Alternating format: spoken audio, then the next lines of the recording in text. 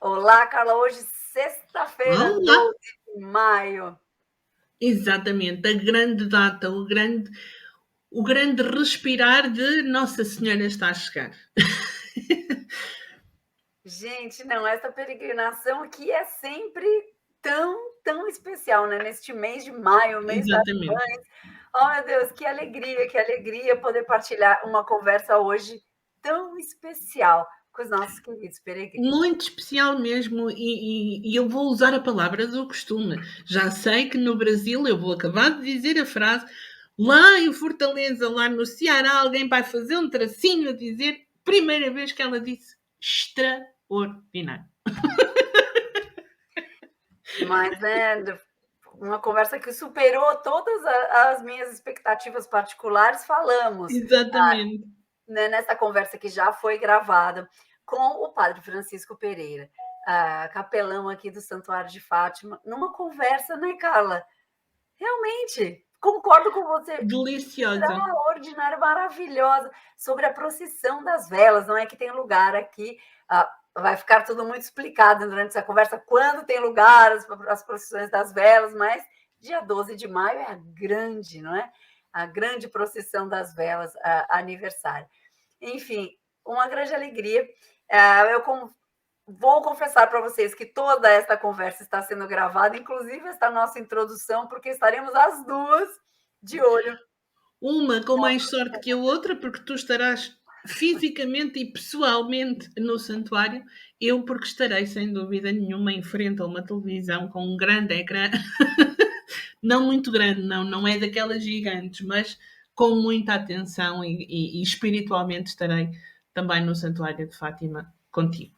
É tão bonito isso, né? Que através desta transmissão pelo mundo inteiro, não só online, mas grandes televisões, não é, no mundo inteiro que partilham, nós nos unimos mesmo em orações aqui com Fátima, nesta procissão que é tão especial e que para mim ainda tem um significado muito maior, porque em 2017 foi durante esta procissão, junto com o Papa Francisco, que eu tive aquele momento em que entendi que deveria fundar o Raízes de Fátima. Portanto, para mim, então, ela tem um significado ainda muito mais especial, que eu fico muito contente de estarmos aqui hoje nessa realidade, não é? Já o Raízes já acontecendo, com essas nossas conversas, com as visitas diárias aqui todos os dias e muito material disponível para vocês todos. Que alegria e que bênção!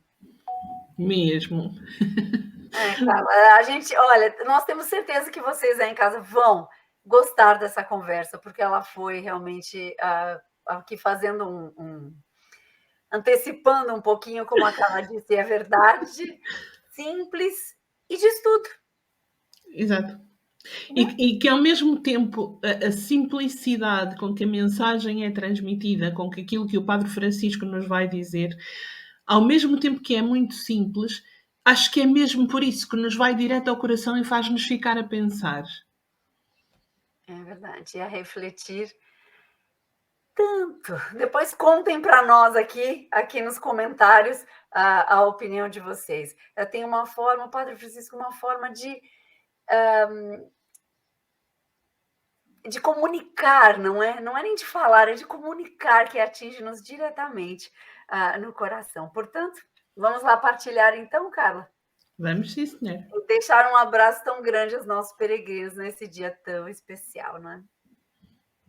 Então vamos lá. Aqui a nossa conversa já gravada então com o Padre Francisco Pereira, capelão do Santuário de Fátima. Agora sim, olá! Olá, Padre Francisco. Bom dia, olá Eliana, olá Carla. Olá. Olá, seja muito bem-vindo aqui nessas conversas Raízes de Fátima. Que honra poder recebê-lo aqui, ainda mais neste momento de tanto trabalho aqui no Santuário de Fátima, não é? Neste mês de maio. Sim, é verdade. Muito obrigada. E nós temos uma pergunta clássica, que é sempre a Carla que faz. Então, Carla, por favor. Sim, e também já houve quem nos dissesse que era a mais difícil, por isso, se esta não lhe custar muito responder, as outras são facílimas. É precisamente para quem não o conhece, quem é o Padre Francisco? É muito simples, sou um capelão no Santuário de Fátima, sou da Diocese de Leiria Fátima, portanto sou padre diocesano, já ordenado há 25 anos, estou há 15 anos aqui no Santuário de Fátima, e tenho trabalhado sobretudo aqui em Fátima na área da liturgia e do apoio aos peregrinos, quer participando nos retiros doentes a orientar, quer participando em todos os outros momentos de formação, da Escola do Santuário, de retiros, de peregrinações, e depois mas o trabalho fundamental é o trabalho sacerdotal, nas confissões, nas missas, nos terços, e neste encontro direto assim com os peregrinos. Pois, o que não falta é trabalho, não é? Ainda mais. É verdade. E graças a Deus agora, depois do Covid, o número de peregrinos está a regressar ao normal. Temos muitos peregrinos e agora, com o bom tempo, vemos o número de grupos e de peregrinos aumentar aqui no santuário, o que nos alegra porque significa que continuam a sentir este lugar como a sua casa, como um lugar de refúgio, de acolhimento e de esperança, mas também uma responsabilidade da nossa parte, que é ajudar os peregrinos, de facto, a fazer uma boa peregrinação, ajudar os peregrinos a poderem descobrir melhor como ser fiéis a este desafio que Deus lhe faz através de Maria, como foi o desafio que ela fez aos pastorinhos de estar disponíveis para contribuir para a salvação da humanidade, à imagem de Cristo e unidos a Cristo na sua paixão. E, portanto, é uma grande alegria estar cá e poder contactar com os peregrinos para os ajudar a fazer este caminho. E precisamos de ajuda, todos nós. É verdade. Mas é muito verdade isso que o senhor padre está dizendo. No domingo passado, agora Dia das Mães aqui, que se comemora no primeiro domingo do mês, eu Sim. fiquei espantadíssima com a quantidade de peregrinos que chegaram a pé também. Tão bonito nós voltarmos a ver esse fluxo no santuário. É uma alegria, sem dúvida. É verdade. É verdade.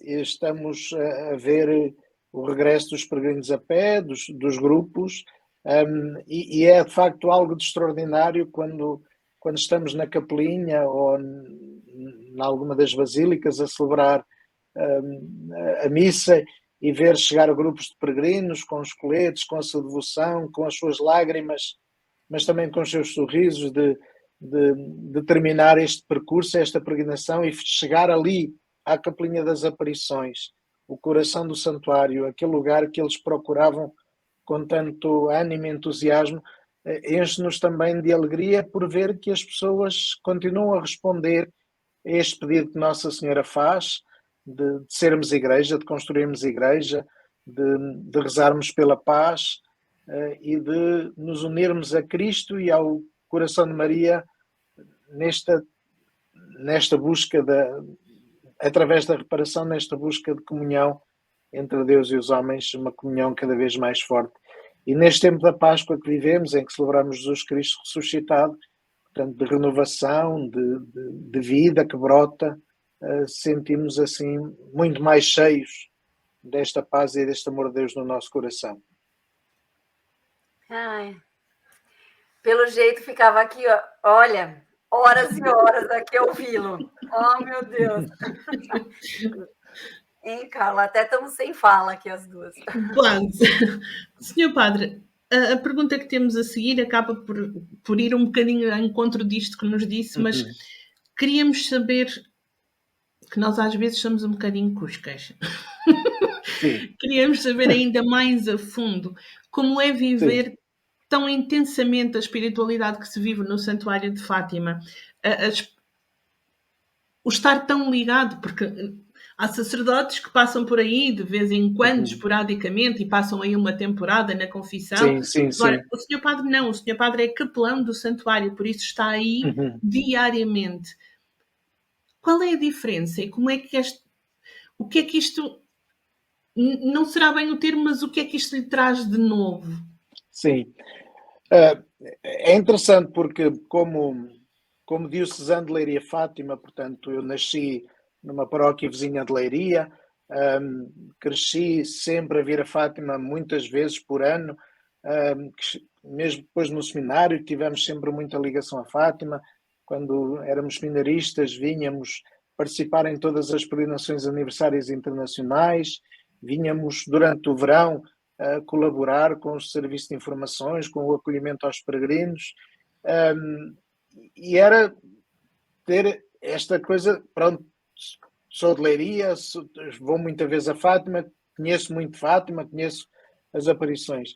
E o mais interessante é que ao chegar aqui ao santuário, começando a ler mais sobre Fátima, a estudar mais sobre Fátima, e já estando, como disse, aqui há 15 anos, continuo a descobrir coisas novas sobre Fátima.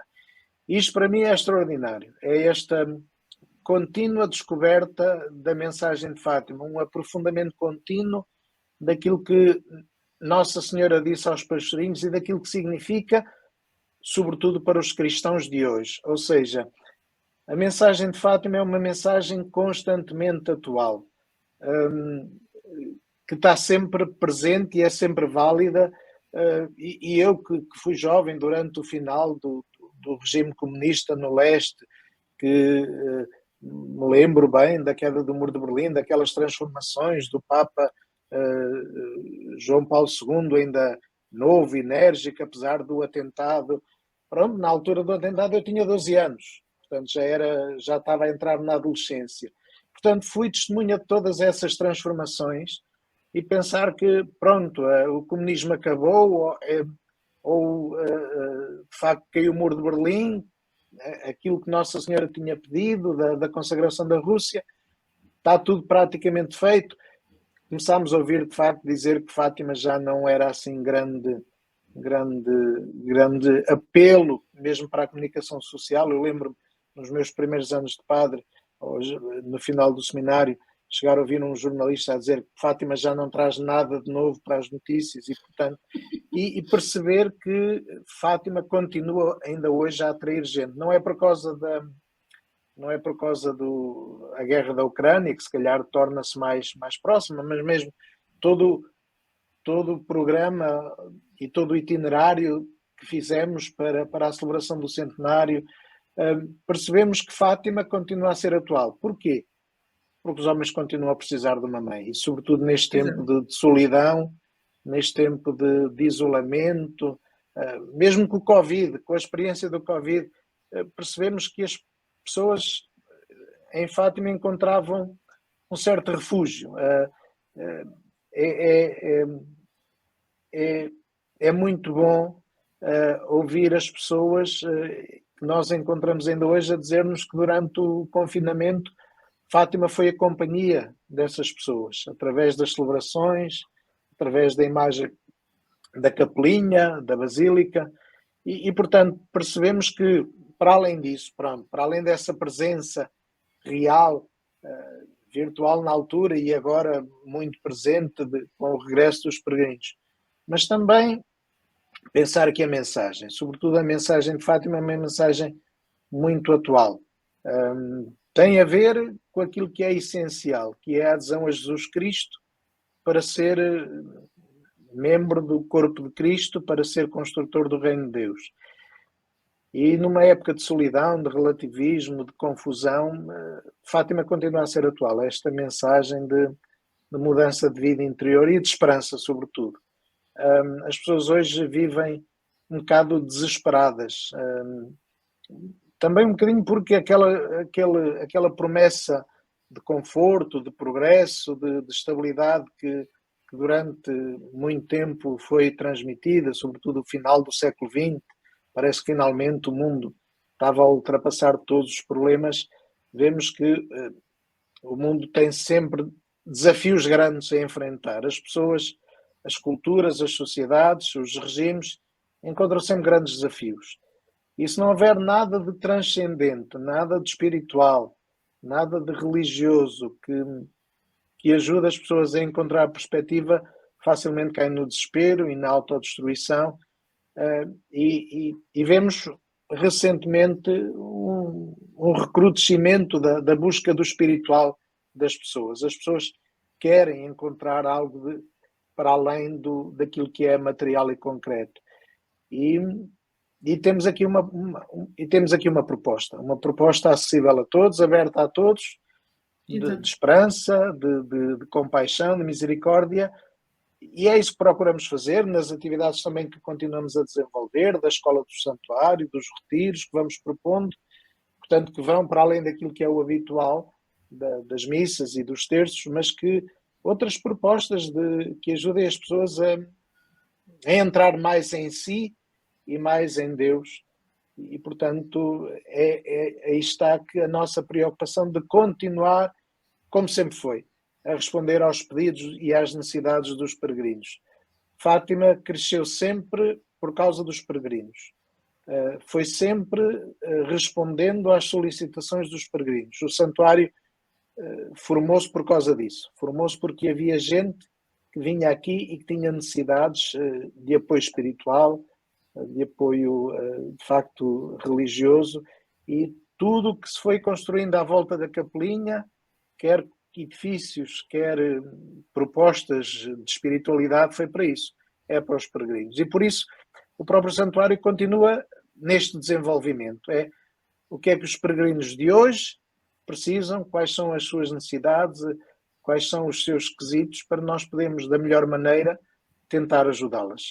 É sempre um caminho que se faz caminhando, não temos certezas absolutas, só temos uma certeza, que é Nossa Senhora está aqui presente de maneira espiritual, deixou-nos uma tarefa, que é a mensagem de Fátima, temos de cuidar dela e de ajudar os peregrinos também a serem fiéis e a dizerem sim a Deus. Olha, isto não é costume, eu ficar sem pio. Oh, desculpa lá, eu não queria... Não, porque assim, consegue-nos transmitir a mensagem de uma forma, ao mesmo tempo, tão simples, mas que nos deixa a pensar. Eu confesso-lhe que ainda tenho a frase aqui, porque nós ainda precisamos de mãe. E no fundo, se nós formos ver, e nós... tanto eu como a Eliana já falamos com uma das pessoas do Brasil há uns tempos, com o Bertal, que agora tem lá uma imagem peregrina, e estamos a acompanhar virtualmente esta peregrinação desta imagem e ver a sede que as pessoas têm de uma imagem. Elas também têm imagens Sim. de Nossa Senhora, mas esta, porque veio de Portugal, há uma entrega maior, Sim. há uma procura maior, as pessoas precisam realmente de mãe, e esta mãe está ali para qualquer hora. O tempo dela pode, como o tempo do seu filho Jesus, pode não ser o mesmo que o nosso, mas até isso ela nos ensina a paciência, não é? Sim, é algo de extraordinário a visita das imagens peregrinas, esta presença que permite às pessoas senti-la próxima, de facto sentir próximo. Nós precisamos de contacto humano e sentimos, por exemplo, ainda ontem falava com algumas pessoas amigas, sentimos a falta do contacto humano que o Covid pôs, ou seja, o contacto por Zoom virtual que as pessoas fizeram nas aulas, no trabalho, que ajudou, mas falta esse contacto humano e hoje as pessoas sentem falta, perder um bocadinho a paciência também. Estão muito impacientes, muito imediatistas, às vezes não querem logo a resolução das coisas e não deixam que o tempo faça o seu caminho. E eu acho que a imagem peregrina, fazer caminho, ir àquela terra e depois à outra e estar só ali um bocadinho, mas e a ânsia que as pessoas sentem de esperar a imagem peregrina, ou seja, normalmente quando uma paróquia ou uma diocese faz um projeto para a imagem peregrina, não é logo a seguir, na semana a seguir. Portanto, é algo que tem de ser preparado, porque as imagens também só temos algumas, não, só temos 3 imagens peregrinas, são apenas 13, tem de ser programado, tem de ser organizado e depois esta expectativa este esperar a vinda da Mãe do Céu, esperar a sua presença da imagem, ter ali a imagem com o povo, na vigília, nas orações, e depois regressar, mas saber que ela continua ali. Não apenas nas imagens que as pessoas já têm e depois criam uma ligação mais forte porque já tinham uma imagem de Nossa Senhora de Fátima em casa, mas pronto, mas sentem a imagem que teve na paróquia é esta imagem que tenho aqui em casa, e sentem essa ligação mais próxima que as leva também a sentirem-se mais motivadas e mais esperançadas, e depois levantando as suas preces à Mãe do Céu, sentem que de facto ela vai respondendo. Deus responde nem sempre da maneira que nós queremos ou que nós esperamos. Exato. Isso também a gente percebe, que o tempo de Deus é diferente do nosso. Eu lembro-me que quando o Papa consagrou o mundo e a Rússia ao Imaculado Coração de Maria, em 84, queriam-se, de facto, sobretudo o João Paulo II queria saber se essa consagração tinha sido de acordo com o pedido de Nossa Senhora, e a Lúcia disse sim, o céu aceitou esta consagração. E o Padre Conde perguntou como é que a irmã Lúcia sabe, e ela disse, olhem para o leste. E era precisamente nessa altura que estavam a crescer no leste, na Polónia, sobretudo, o Sindicato de Solidariedade estava-se a formar, estavam-se a criar as condições que foram conduzindo à queda do Muro de Berlim e à queda dos regimes comunistas, e, portanto, não é o tempo dos homens, mas é o tempo de Deus. E ter essa capacidade de esperar, mas não é uma espera passiva, é uma espera ativa, porque enquanto esperamos vamos fazendo o que pudermos, vamos construindo, vamos nos comprometendo, vamos aprendendo e vamos pondo as mãos ao trabalho. E o santuário, celebramos há pouco tempo os 100 anos e já passaram 6 anos quase depois do centenário, e continuamos a sentir que temos ainda muito trabalho para fazer. A questão as pessoas colocam muitas vezes a pergunta sobre a consagração, as consagrações, porque ainda agora também o ano passado renovámos ou fizemos a consagração da Rússia e da Ucrânia a Nossa Senhora de Fátima, e as pessoas têm sempre esta pergunta se a consagração, qual delas é que foi válida, e eu costumo dizer todas são válidas porque todas são naquele tempo e para aquelas pessoas que fazem a consagração. Portanto, e todas são necessárias porque a consagração é um compromisso de cada um que se consagra a Deus, que se consagra a Nossa Senhora, e portanto este compromisso pessoal tem de ser renovado todos os dias, como em todos os compromissos, seja dos padres que são ordenados e que todos os dias têm de dizer sim a Deus, seja dos casais que se casam e todos os dias têm de dizer que sim um ao outro, seja de qualquer compromisso, esse compromisso é atualizado constantemente, e portanto também neste aspecto a presença de Nossa Senhora faz-nos lembrar o compromisso, e portanto há ocasiões especiais, há momentos especiais, há consagrações naquele momento histórico, mas isso é para marcar e para não nos esquecermos deste esforço diário de construção da paz, que tem de ser uma ação de cada dia. Se renovar diariamente é uma verdade absoluta, eu diria, realmente. É dizer sim todos os dias. Ai, quanta coisa linda, oh meu Deus.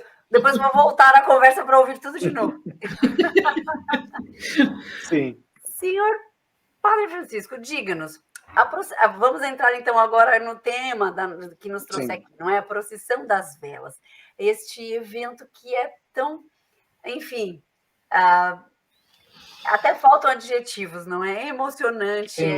Maravilhoso, toca-nos profundamente. Já tive momentos muito importantes na minha vida durante procissões das velas. E a nossa pergunta aqui seria, em seu entender, qual é a importância da procissão das velas para os peregrinos? É extraordinária.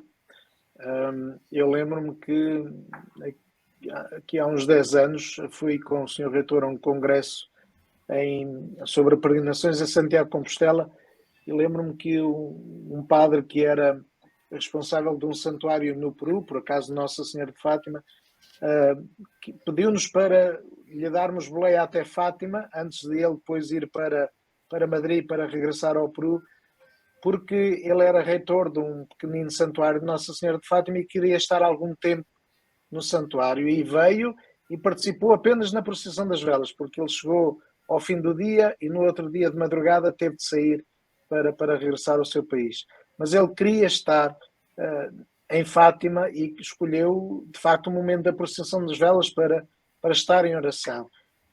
A procissão das velas, eu acho que acaba por ser digamos assim, um acontecimento que nos recorda o momento das aparições. Ou seja, à noite há uma luz que se acende, ou há umas luzes que se acendem.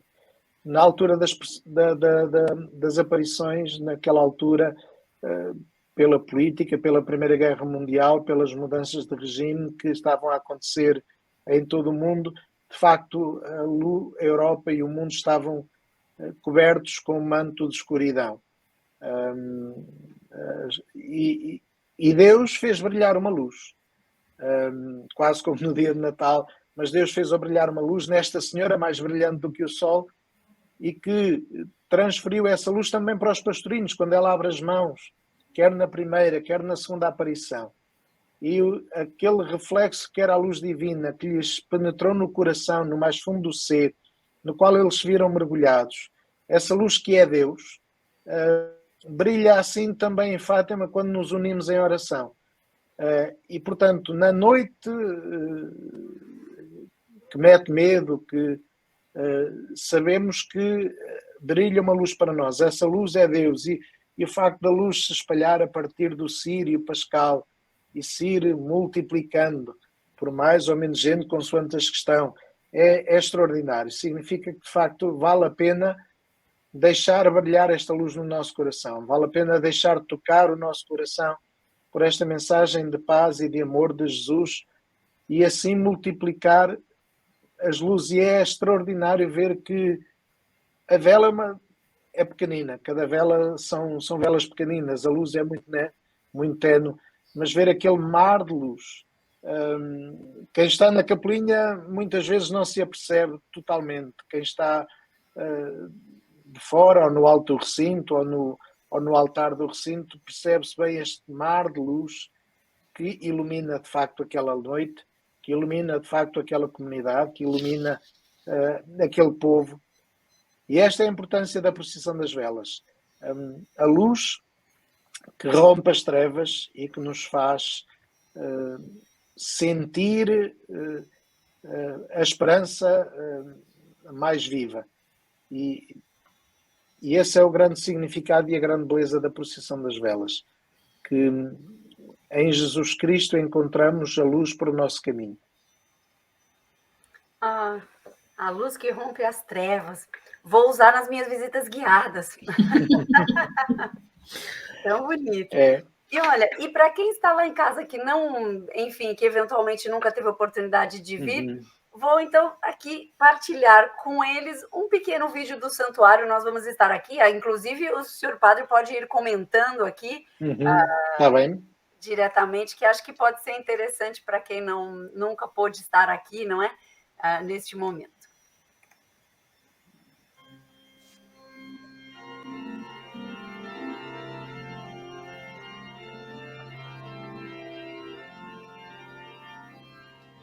O mar de luz, não é?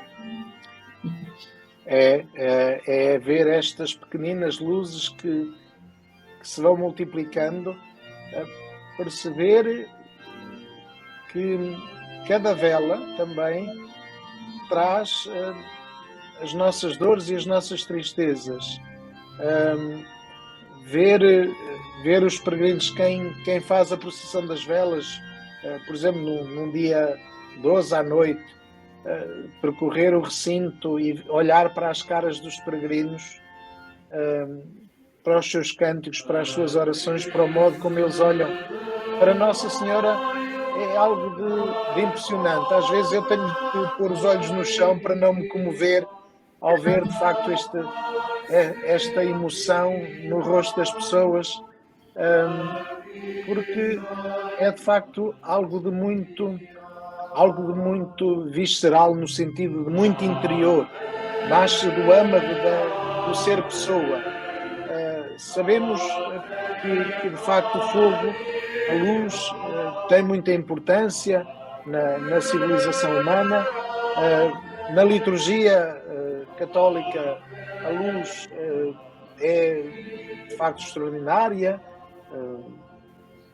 A missa mais importante do ano começa com a bênção do Lume Novo e o acendimento do Círio Pascal.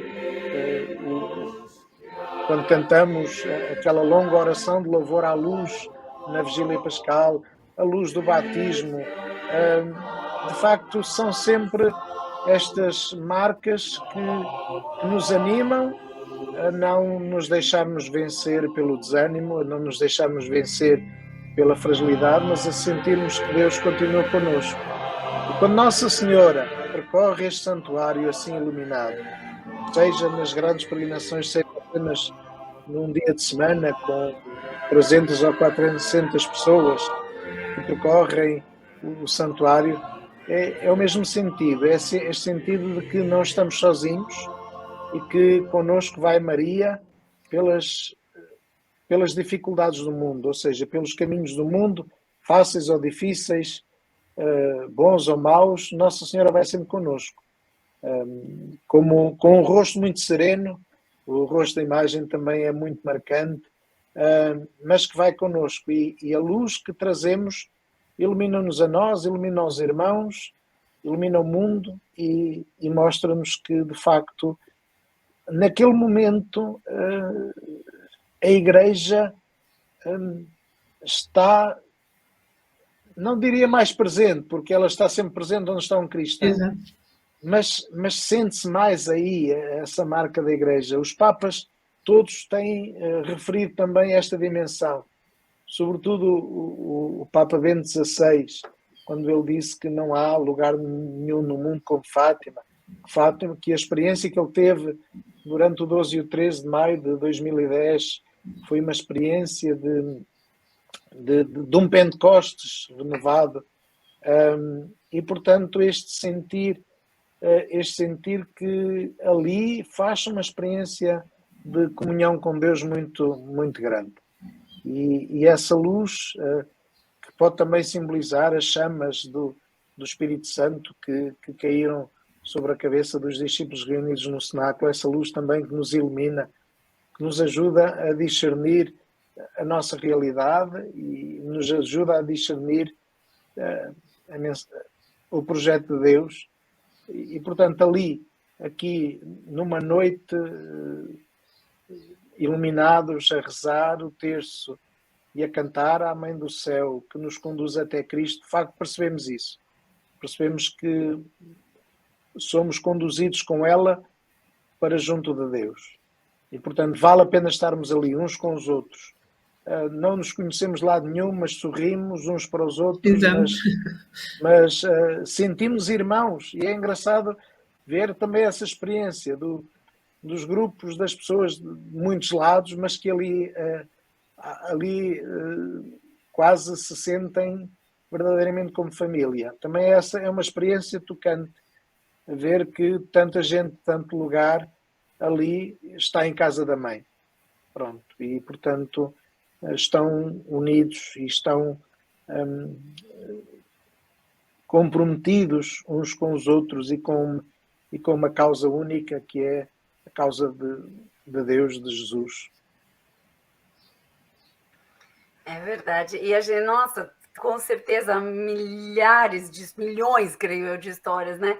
Mas na última procissão das velas que eu estive aniversário, por acaso o pai tinha saído, acho que com a filha menor, para ir à casa de banho, provavelmente, e ela ficou sozinha com o bebê, que começou a chorar, de repente começaram a juntar outras mães ali, uma pegou no bebê dela, gente que nem se conhecia, uma pegou o bebê no colo, preparou uma madeira, que nós dizemos no Brasil, o beberão. Sim.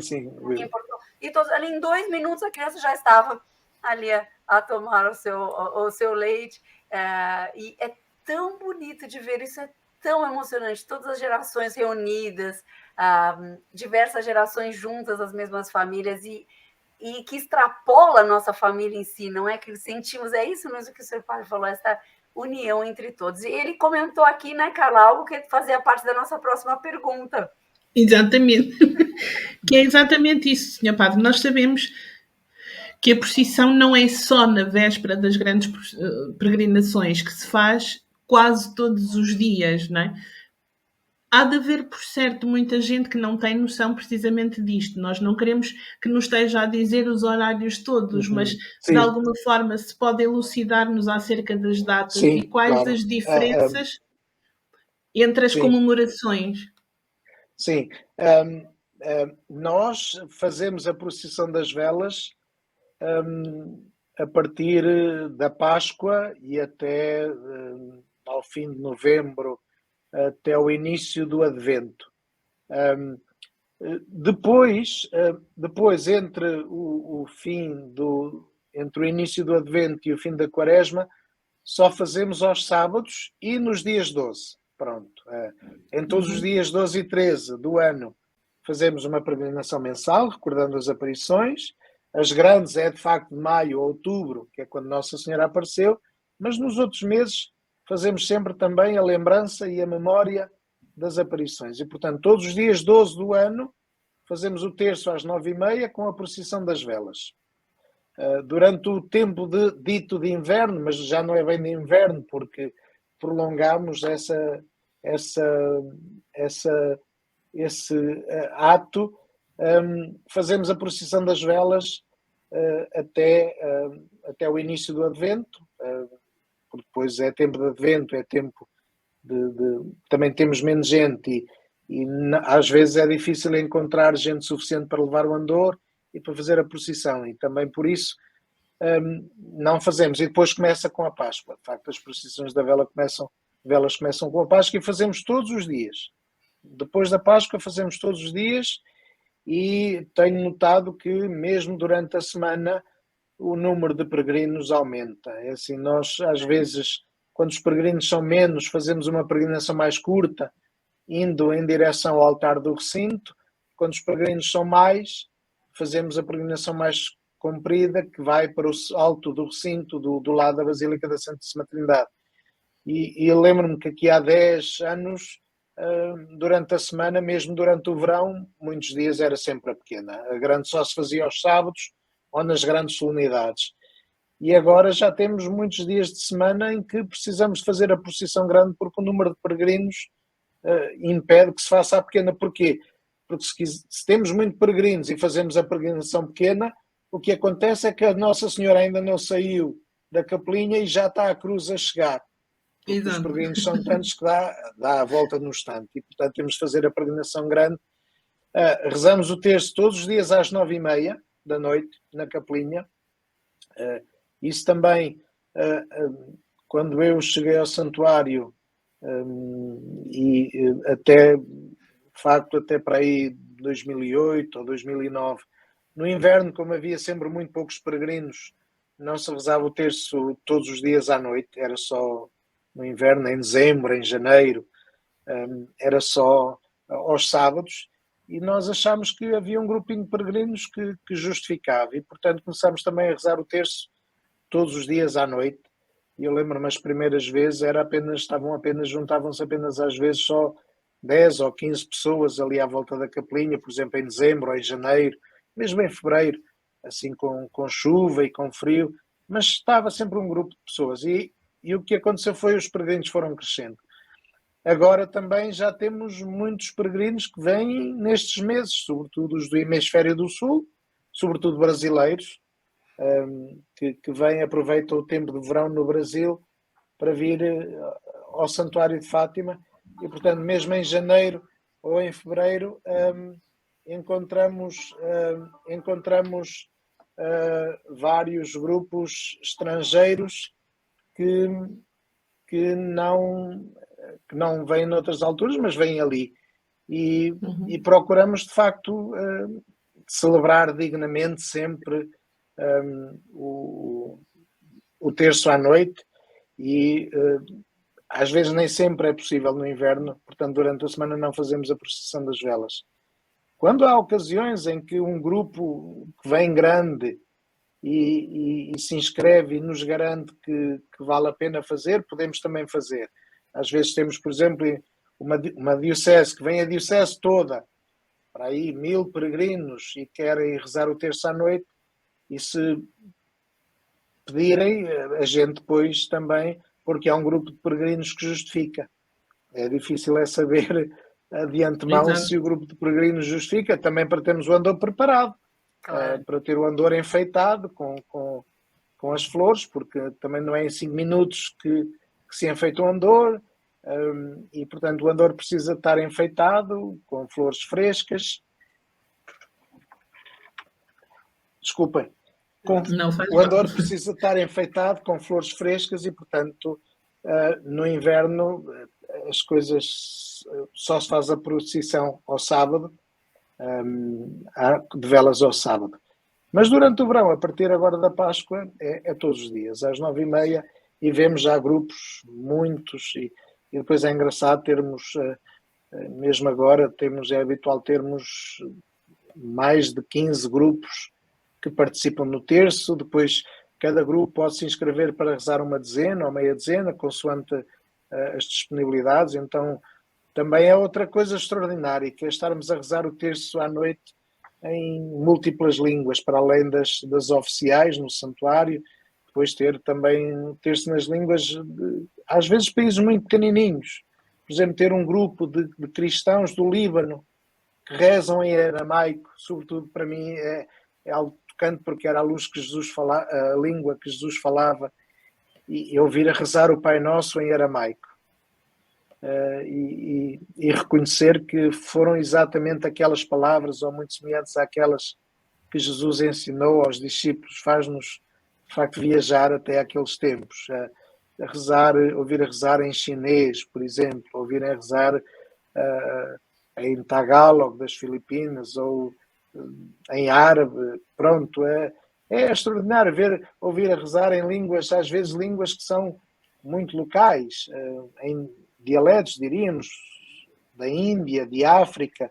Às vezes rezam nos seus dialetos, nas suas línguas próprias. É extraordinário. E percebemos que, de facto, Fátima, e a mensagem de Fátima é verdadeiramente universal e toca o coração de todos.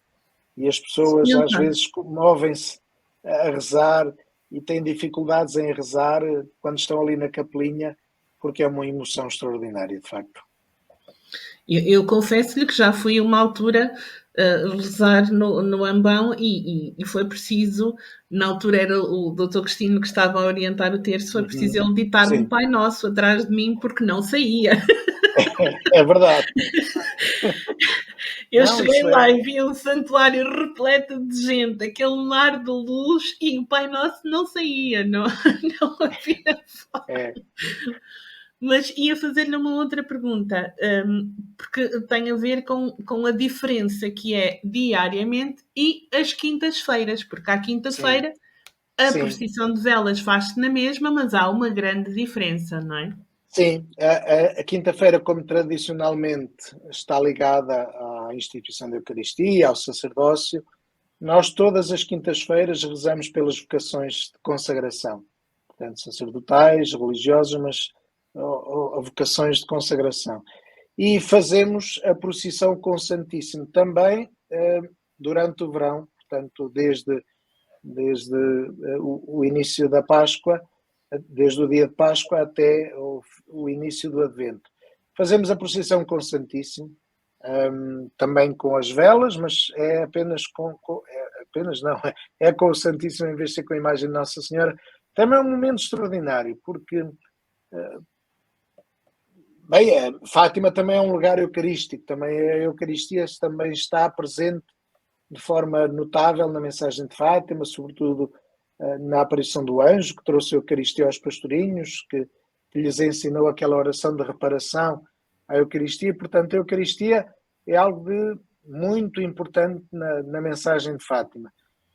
E assim damos-lhe também mais distinção, e também procuramos que os peregrinos sintam esta união a Jesus e a Eucaristia. Para além da capela do Los Pren, que está aberta o dia inteiro, perpetuamente, a celebração da Eucaristia, mas de facto esta procissão do Santíssimo, que também depois temos aos domingos à tarde também, aí é sem velas, mas no fim da missa das 16h30 também fazemos a procissão com o Santíssimo. São formas de não apenas louvarmos o Senhor e de manifestarmos a nossa fé, mas sentirmos que de facto é Cristo que está presente no meio de nós e que Nossa Senhora nos conduz sempre até Cristo.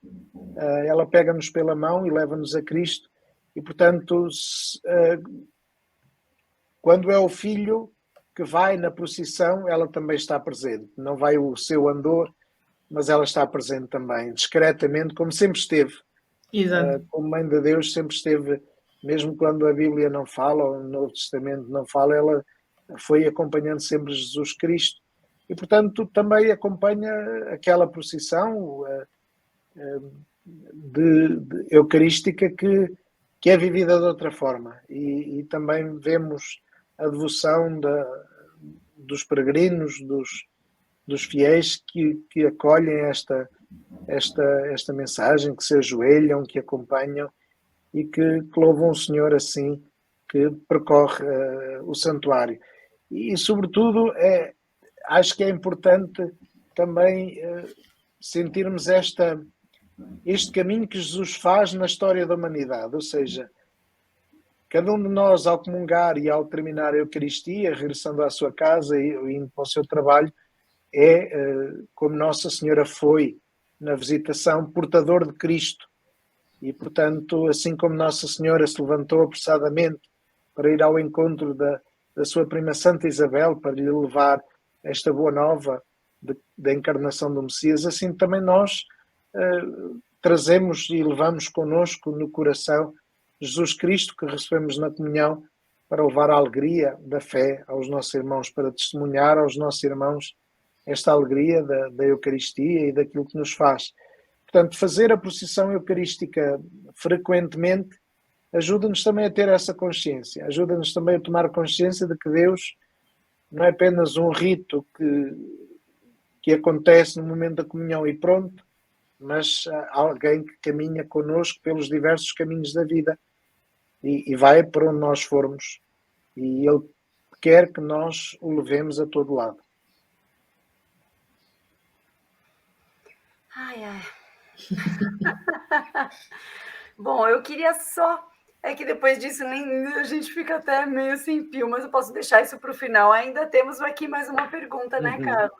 Sim, isto agora é mais de cariz mais pessoal, mais a forma como o Senhor Padre vive esta experiência que é Fátima. Sente mais responsabilidade quando é mestre de cerimónias numa celebração ou quando preside? Ou já é uma responsabilidade suficiente ser um dos rostos do santuário? Bem, quando presido, sendo mais responsabilidade. Porque eu é que sou o meio de que Deus se quer servir para transmitir a mensagem e para santificar os dons, o pão e o vinho. Portanto, essa responsabilidade é muito maior quando presido. Claro que, como são presidências todos os dias, diárias, seja numa missa que tenha muita ou pouca gente, claro que nem sempre estamos nas mesmas condições interiores, espirituais, pronto, às vezes o dia correu mal, às vezes estamos já cansados do dia, outras vezes, pronto, por isto ou por aquilo, e quando a gente no fim da celebração se dá conta de que alguma coisa não correu bem, aquilo é uma coisa que, pronto, ando o dia todo, não diria mal disposto, mas sinto aquele peso de não ter correspondido àquilo que Deus me pedia e àquilo que se esperava de mim. Quando estou como mestre de cerimónias, aí a preocupação é outra, aí a responsabilidade é outra, é procurar que de facto, tendo em conta também uma coisa que é, nós capelães estamos aqui todos os dias, já sabemos bem como é que as coisas são, já sabemos os espaços todos. Exato. Pronto, já conhecemos tudo muito bem e apesar do texto ser o mesmo, das leituras serem as mesmas, do missal, da oração eucarística ser a mesma, os espaços são diferentes e isso impacta o modo de celebrar. Portanto, quando vem um padre, ou um bispo, ou um cardeal de fora, que de repente se vê ali naquele espaço, ou um Papa, mas o Papa nós estamos livres, ficamos livres de estar assim muito perto dele e, portanto, não estamos muito preocupados. Mas, de facto, quando estamos como mestre de cerimónias, é sentir ajudar o Presidente a fazer da melhor maneira a sua missão, portanto, a dar-lhe segurança para que ele não fique perdido, para que ele não possa, a tempo certo, fazer os movimentos e dar os passos certos. E essa responsabilidade também é grande.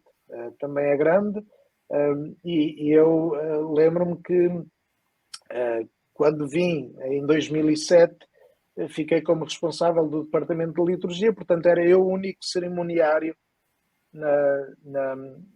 nos dias 12 e 13. Quando ainda vi, ainda era o Monsenhor Guerra, o reitor do santuário. E, de facto, o ser mestre de cerimónias num 12 de maio ou num 13 de maio era uma grande responsabilidade. Eu senti, de facto, porque também aí está, não estava à vontade, tinha chegado há poucos meses, pronto. E eu até lembro-me de ter comentado com alguns acólitos mais experientes e com alguns capelães, só 2 anos depois é que me senti à vontade nos 12 e 13 de maio. Portanto, precisei também de tempo de ganhar esta tranquilidade para estar seguro, porque o Monsenhor Guerra também costumava dizer que dá muito trabalho fazer com que as coisas pareçam que não deram trabalho a fazer, ou seja, para tudo parecer muito fluido e muito normal, é preciso muito trabalho de preparação. Mas graças a Deus, no santuário temos um grupo de funcionários, um grupo de voluntários também, os acólitos sobretudo, que na liturgia são aqueles que também aparecem mais, o grupo de acólitos do santuário, os leitores. Pronto, é gente que também é muito dedicada, ama muito a Nossa Senhora, procuram fazer as coisas com devoção e dignamente, e portanto isso também nos ajuda. É muito mais fácil saber que ao lado temos quem sabe em que momentos é que as coisas devem aparecer e devem surgir, e não estamos nós a refilar com os acólitos porque se esqueceram disto ou porque não estão atrasados naquilo. Também dá-nos muita segurança.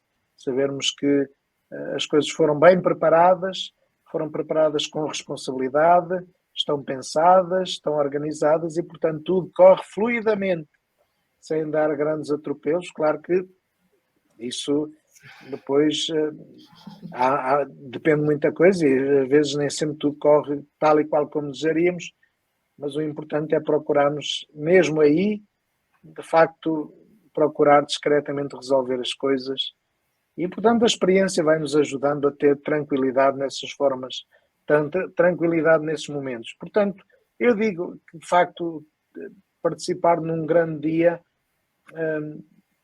é fácil. A missa do dia-a-dia, aí sim, porque também no dia-a-dia corremos o risco de entrar na rotina. E de entrar na rotina, fazer as coisas mecanicamente, não nos prepararmos, e isso é sempre mau para quem é o destinatário, para quem está ali a celebrar a missa connosco, a usar o texto connosco.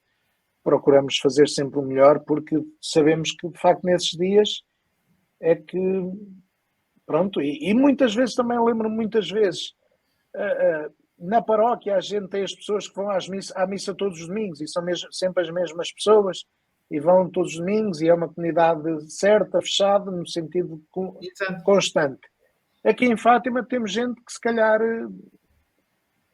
só passa ali uma vez na vida ou vai de ano a ano ali. E, portanto, tudo isso é muito importante, a forma como acolhemos os peregrinos, a forma como nos dirigimos a eles.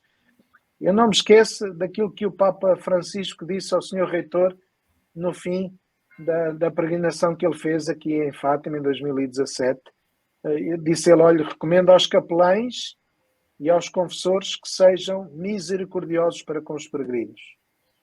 E às vezes a gente está um bocadinho mais cansado e pode ter a tentação de ser um bocadinho mais brusco com quem nos faz perguntas inoportunas e no tempo inoportuno nos pede isto ou aquilo, que não é aquele momento, e a gente, Exato. às vezes, podemos ter a tentação de despachar as coisas, mas perceber, não, este é o momento em que Deus quer que eu ajude de facto este peregrino. E, portanto, este estar atento todos os dias nas pequeninas coisas dá muito mais responsabilidade e sinto mais o peso de ser capelão nesses momentos, porque tenho de me lembrar constantemente que o peregrino precisa de mim naquele momento e, portanto, é naquele momento que tenho de ser veículo de Deus para aquela pessoa.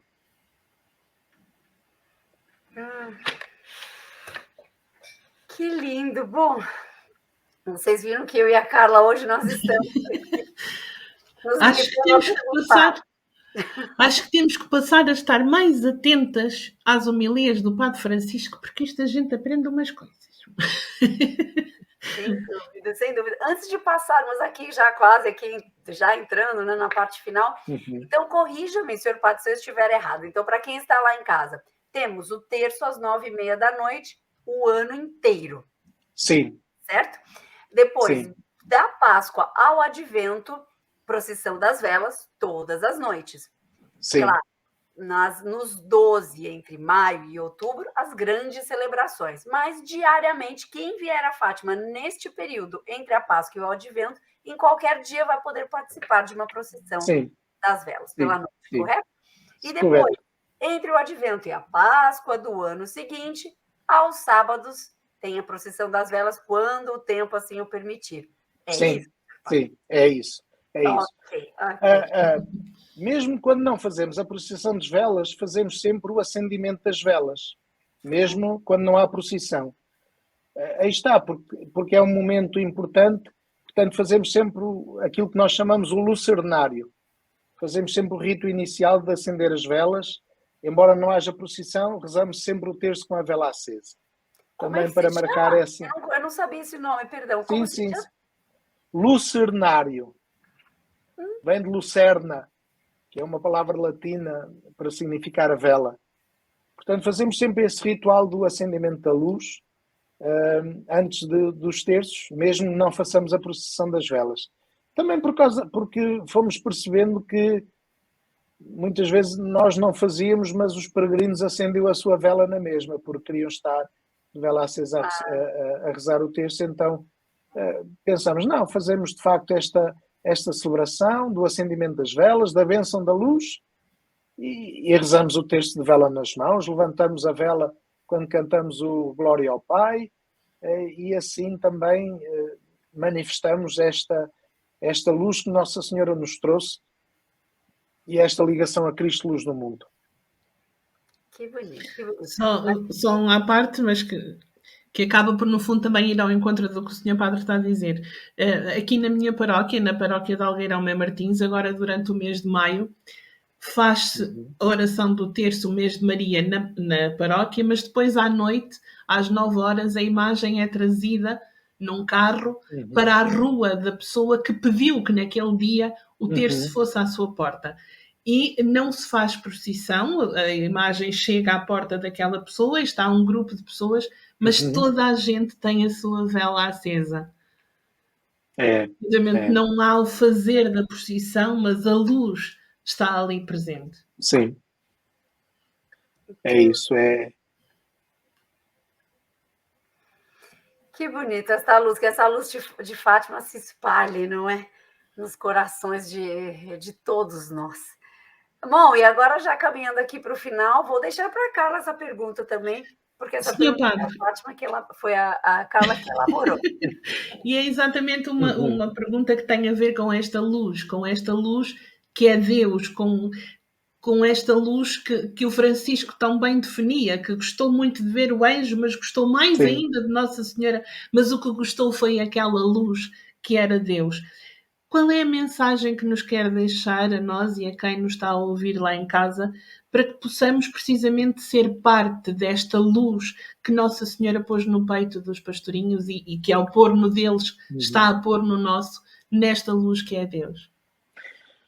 O mais importante é vivermos a infância espiritual de que falava Santa Teresa e de que são expressão muito grande dos pastorinhos, ou seja, esta confiança em Deus e esta humildade de nos dispormos assim a colocar ao serviço da sua vontade. Termos a simplicidade de assumir que se Deus nos ama, Ele não nos deixa cair em tentação, não nos deixa perdermos. E, portanto, não termos medo de nos entregarmos nas suas mãos, porque sabemos que o projeto que Ele tem é algo de bom para todos. E deixarmos iluminar por esta luz que Maria nos traz, por este coração imaculado que nos acolhe, que nos protege e que nos mostra que, de facto, lugar há sempre para nós no coração da mãe, no coração do pai e, portanto, também o nosso lugar no mundo é importante. Não devemos pôr-nos à margem, mesmo que sejamos pequeninos, mesmo que sejamos aparentemente pouco poderosos ou muito frágeis, Deus, através de nós, faz sempre maravilhas, se nós deixarmos. E, portanto, o exemplo do Francisco é esse, é deixarmos que Deus brilhe através de nós, não termos medo das nossas fragilidades, mas temos confiança na sua graça.